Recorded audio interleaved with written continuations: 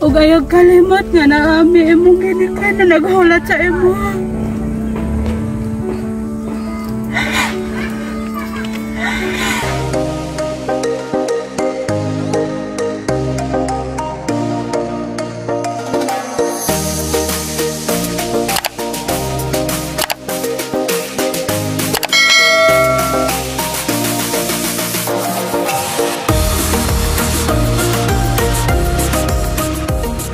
Hello po mga kababayan, magandang araw sa inyong lahat. So, kumusta na kayo dyan mga kababayan? So, nandito kami ngayon sa Mirolo, dito sa lugar nila niri mga kababayan. So pumunta kami dito dahil tignan namin yung lupa namin doon sa kabila. So kasama namin yung pinsan ko at saka yung tiyuhin ko. Nandoon sila sa kabila mga kababayan ngayon. Habang nag-uusap pa sila doon sa kabilang bahay, so pupunta muna kami dito sa balay nila Neri at kukumustahin ko yung kanyang mama mga kababayan. Yung kanyang papa kanina ay nadaanan namin doon sa sa karsada. Nagtatrabaho po siya ng karsada. Siya yung helper ng backhoe. Ang kanyang mama ay baka nandito lang sa bahay. So sabahan nyo na lang kami mga kabayan. Pupuntahan natin yung bahay nila Neri. So tayo na.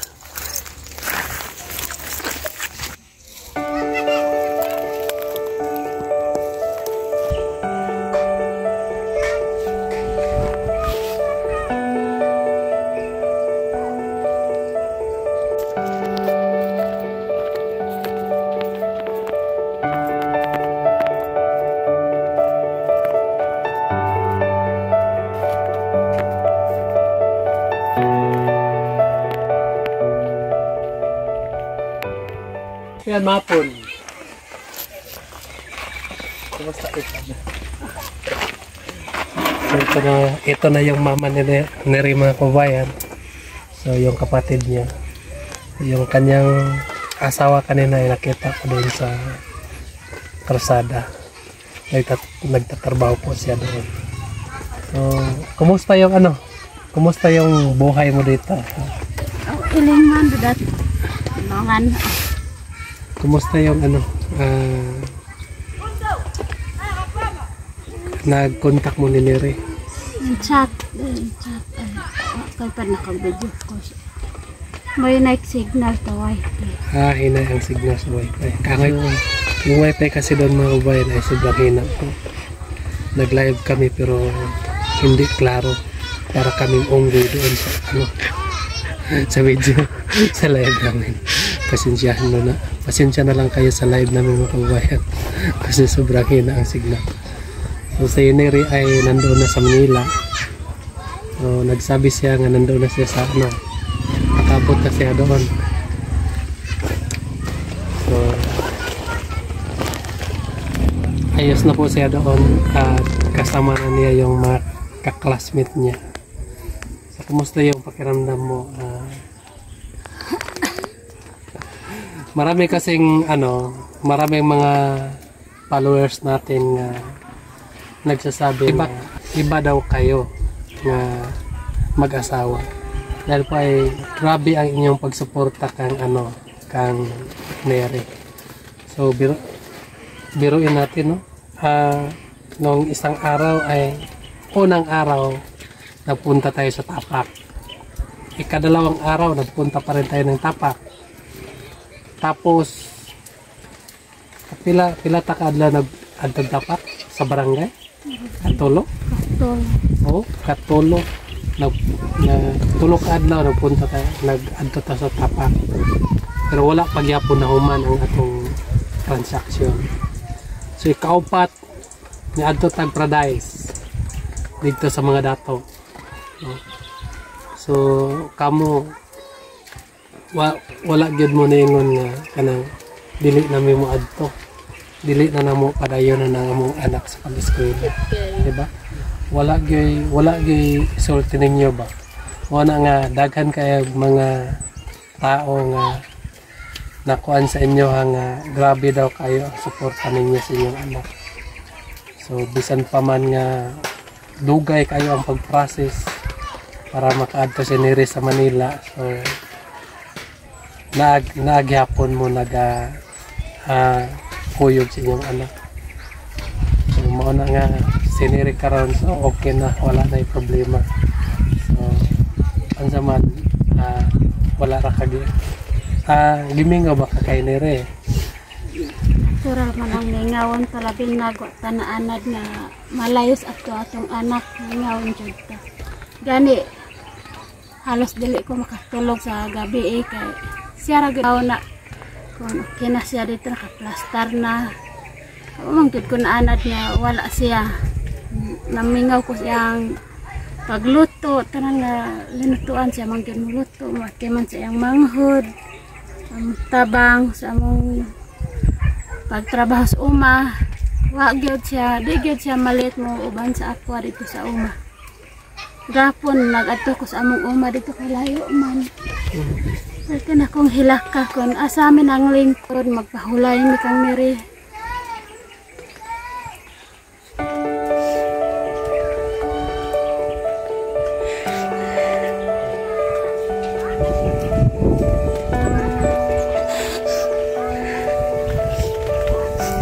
Grabe santaman sa akong kamingaw. Ang ako lang kasulti kang Neri. Kung makakita man siya, maningkamot lang gyud siya ang eskwela kay siya ra gyud ang among anak nga interesado mo eskwela. Bisag walang-wala mi. Nangandoy gyud siya nga makahuman bisag kabalo siya nga walang-wala jud mi. Abi na ko di na siya makadayon o lakaw. Tungod sa atong pang-agian nga lisod kaayo abi na ko dali ra. Kaya na naman ni gihimo nga kuan pagtugot. Abi na ko dali ra mahuman. Santa man di ay kompleto na. Nadugay pa gyud. Ako lang gyud kasulti kang Neri. Manang kamot siya para siyang kaugmaon.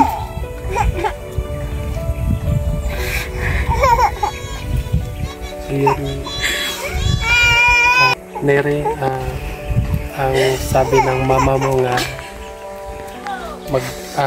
sipagan mo yung pag-aaral mo, paningkamot yun para sa kaugmaon mo. So isa lang yun ang hangad sa iyong mama nga makatapos ka sa pag-aral para po ay mabigyan ng magandang buhay ang sarili mo. Kasi po ay alam mo naman na mahirap ang buhay natin dito sa bukid. Kahit meron tayong mga lupa pero kulang tayo sa budget, kulang tayo sa mga financing, so medyo mahirap talaga yung buhay. So, kaya ang payo ni sa mama mo nga kailang kahit daw sa kanyang kamingaw sa imuha, tiisin lang daw niya at ang payo niya sa iyo nga maningkamot yun ka sa pag-eskwela para makauman ka. So sabi niya nga kahapon nagpunta siya doon sa kanilang bukirin. So grabing iyak daw niya doon dahil po ay nandoon si Neri kasama niya. At dito sa bahay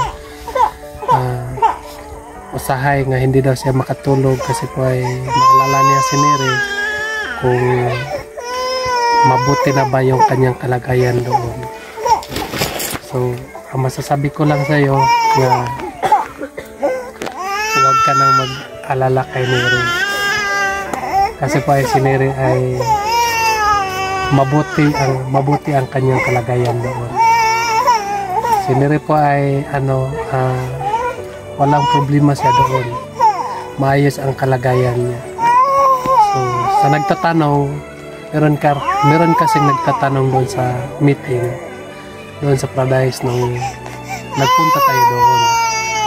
ang sabi nila nga kapag makatapos na yung bata, baka meron tayong obligasyon, baka meron tayong babayaran. So ito lang masasabi ko doon nga wala tayong babayaran kahit piso. Ang atin lang magsipag-sipag lang tayo, mag-eskwela, no? Kailangan natin nga ano ba, anang maningkamot yun tas pag-eskwela para makahuman yun tas pag-eskwela. Tabang ra gyud ni sa sponsor, no? So maningkamot lang yun tas pag-eskwela. Dili kay niri lang sa lahat ng pinapaaral ng pugong biyahero ay kailangan nga magsikap kayo nga makatapos sa inyong pag-aaral. Sana po ay maunawaan nyo ang aking mga payo dahil po mga kababayan, kasi alam ko po kung ano ang mangyayari kapag wala tayong pinag-aralan. Dahil po mga kababayan ay ramdam ko po, kasi ako ay isa din ako nga walang natapos. So ang payo po ng mama ni Neri sa kanya nga mag-aral ng mabuti, no? Sana po ay makita ito ni Neri ang video na ito, dahil po ang kanyang mama ay kahit mahirap ang buhay pero gusto niya nga makatapos ang kanyang anak. So dili ta mabalaka kay sinere dito, atid sundo ra gyud na sa nila, atid sundo ra gyud sa nila dito. So dili ta mabalakang maligsan. So sinere ay hindi sanay sa syudad, hindi sanay magtabok-tabok. So dili gyud na siya magtabok-tabok dito. Hatod-hatod ra gyud na og sundoon. Kaya nagtuo ko nga si Neri ay isang mabait na bata, kasi po ay kapag nandito ay siya ay sabi niya siya daw ang magluluto sa kanila, siya yung magbantay ng kanyang kapatid. So, sana po ay hindi siya magbabago. So ang hangad lang sa kanyang mama mga kababayan nga makatapos lang talaga si Neri sa pag-aaral. So gusto niya nga tiis-tiisin na lang daw niya ang kanyang kamingaw kay Neri para makatapos lang yun siya sa eskwela, no? Si Neri po ay tiis-tiis ka lang dyan, focus ka lang sa iyong pag-aaral. Sana po ay makatapos ka sa iyong pag-aaral. Sa may ipayo ni mo kay Neri. Wala ko.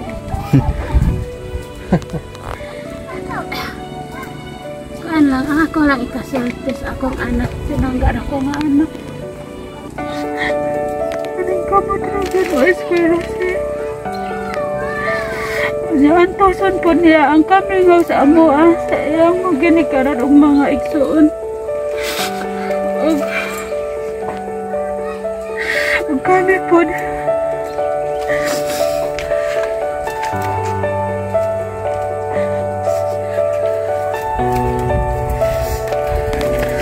para sa imong kaugmaon nak, kabalo na jud ka nga dili mi makahatag sa imong imong gusto pangandoy sa imong kinabuhi. Usa ra gyud unta imong gipangandoy nga makahuman ka mo eskwela na. Wala kay lain nga gusto maura jud na makahuman ka sa eskwela. Ug ayaw kalimot nga naami imong ginikan na naghulat sa imo.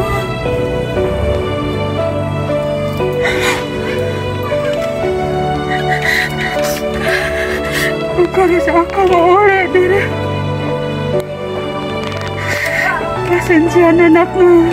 Nakaadto kag layo tungod sa katong kawaladon. Ayaw kalimot nga mahal ta ka nak.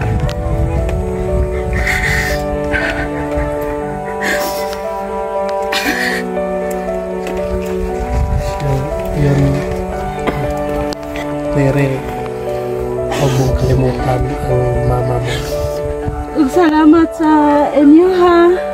Nagtabang kang niri o kang Sir Paul. Nagkakaing salamat. Bisag pa man sa lisad kaayo atong giatuan. Ulan, nag-uli mo diri. Sunod na kasakay may motor nga walay suga. Sige katumba niya na arabag yung bata. Pero giaguan ka na mo na para lang sa pagsuporta sa imo. Huwag ayaw kalimot pag-ampo ka nunay.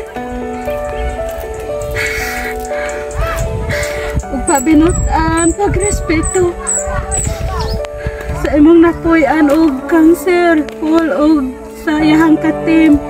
Sa uban pa nagsuporta sa imo diha. Sa kadagan-dagan mga estudyante na kakawang nakitaan nila. Sa tinood lang wagid ko nangandoy nga makakita sa ilaha. Abi na kung dili moabot sila sa imo ang kinabuhi nga ikaw ang ilang tabangan.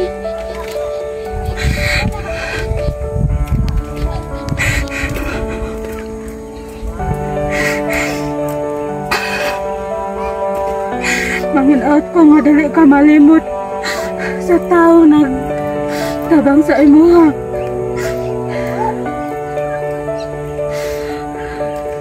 Basin unyag makahuman na ka niya. Mausab ang imong batasan ayaw gyud usban kang imong batasan. Kung unsa man ang imong batasan gikan ka diri noon dugang irarak. Ug ayaw kalimot kun asa kagikan unsa atong katribo anak. Ang maura na daghang salamat sa inyo. So, yun mga kababayan ay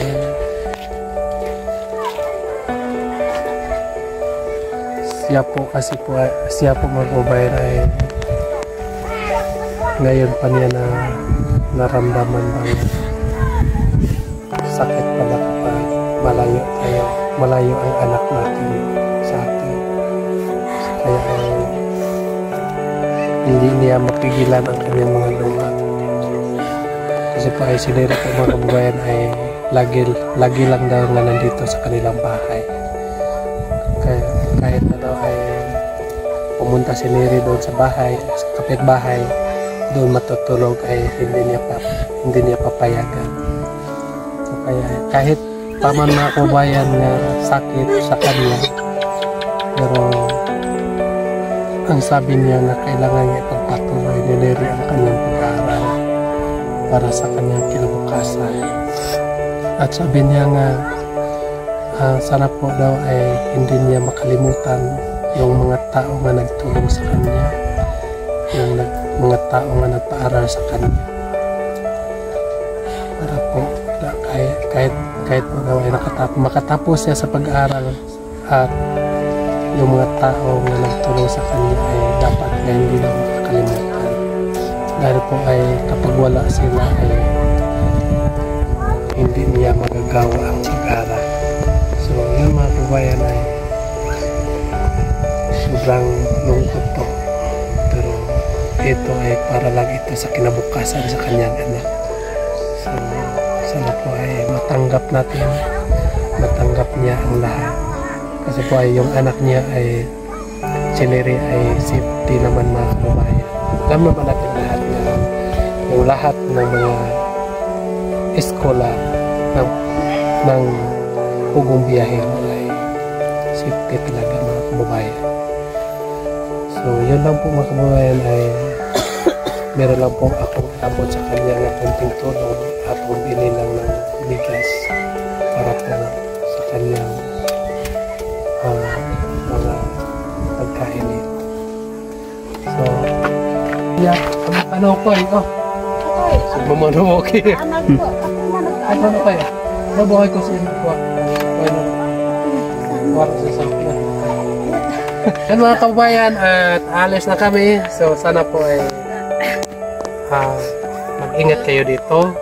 Inuulit ko po ay huwag kang mag-alala sa anak mo doon sa Manila. Kasi po ay ang mga tao doon na tinitirahan niya ay mga mababait po. So sana po ay